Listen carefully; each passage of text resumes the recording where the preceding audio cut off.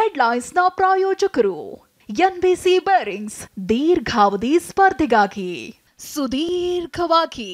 ಹೊತ್ತಿನ ಹೆಡ್ಲೈನ್ಸ್ ಏನಿದೆ ಮೊದಲಿಗೆ ನೋಡೋಣ. ಪ್ರಜ್ವಲ್ ರೇವಣ್ಣ ವಿರುದ್ಧ ದೇವೇಗೌಡರ ಸುಗ್ರೀವಾಜ್ಞೆ, ಕೌಟುಂಬಿಕ ಅಂತರದ ಎಚ್ಚರಿಕೆ ನೀಡಿದ ದೊಡ್ಡಗೌಡರು. ಇಷ್ಟಾದ್ರೂ ಗೌಡ್ರಿಗೆ ಟಾಂಗ್ ಕೊಟ್ಟ ಸಿಎಂ.